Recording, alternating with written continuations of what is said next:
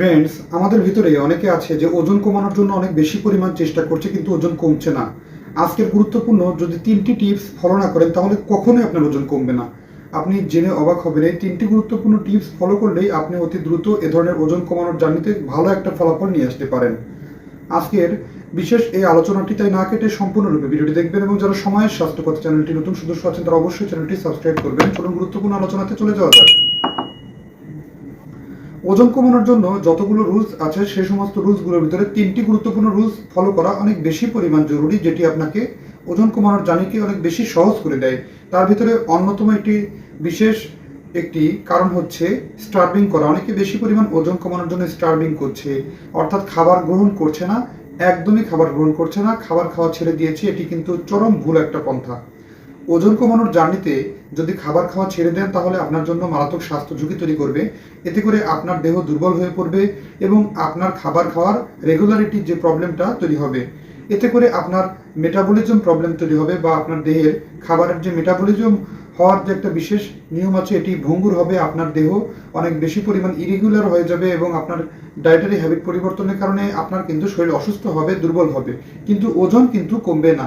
ওজনকে কমানোর জন্য আপনাকে অবশ্যই স্টার্ভিংকে বাদ দিয়ে সঠিকভাবে এর বিশেষ পন্থাটি অবলম্বন করতে হবে। অর্থাৎ আপনাকে ছোট ছোট ডায়েটারি চার্ট বা ডায়েটারি হ্যাবিট রাখতে হবে। অর্থাৎ আপনাকে 2 থেকে 3 ঘন্টা পরে সামান্য পরিমাণ খাবার গ্রহণ করতে হবে এবং এটি আপনার জন্য সর্বোত্তম পন্থা আপনার ওজন কমানোর জার্নিতে, এবং এটি কিন্তু খুবই ভালো কাজে দেয় আপনাকে ওজন কমাতে।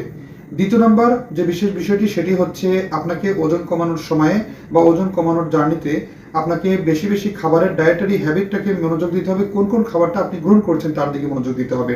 আপনি যদি বেশি বেশি ফাস্টফুড, জাঙ্ক ফুড, দোকানের ভোজ্য তেল দিয়ে বা বিভিন্ন প্রকার ভোজ্য তেল দিয়ে ভাজা খাবার বা ডুবো তেলে ভাজা খাবার, এই সমস্ত খাবারগুলো বেশি বেশি খান তাহলে কিন্তু আপনার ওজন একদমই কমবে না, বরং ওজন বাড়ার একটা উপর প্রতীয়মান অবস্থা থাকবে।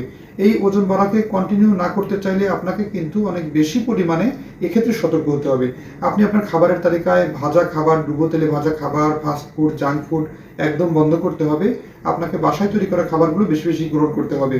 এক্ষেত্রে এনার্জি ড্রিঙ্ক কিংবা ফাস্ট ফুড, জাঙ্ক ফুড যেগুলো আপনার বাহিরে প্রিজারভেটিভ ফুড আছে, এতে প্রচুর পরিমাণ অতিরিক্ত লবণ, চর্বি, এই সমস্ত মশলাযুক্ত খাবার আপনার দেহের জন্য ক্ষতির কারণ এবং আপনার দেহের অতিরিক্ত ক্ষতিকারক চর্বিকে বাড়িয়ে দেয়। তাই এই ক্ষেত্রে আপনাকে সতর্ক হওয়া অনেক বেশি পরিমাণ জরুরি।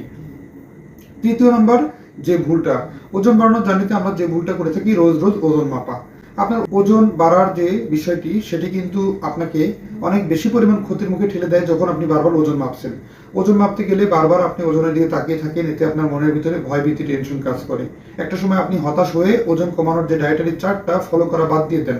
এতে আপনার ডায়েটারি হ্যাবিটের উপর বিশেষ প্রভাব পড়ে এবং এতে করে ওজন আপনার পূর্ববর্তী সময়ের চাইতেও অনেক বেশি পরিমাণ বেড়ে যাওয়ার ঝুঁকি থাকে। আপনাকে অনেক বেশি সতর্ক থাকতে হবে এই বিষয়টির ক্ষেত্রে।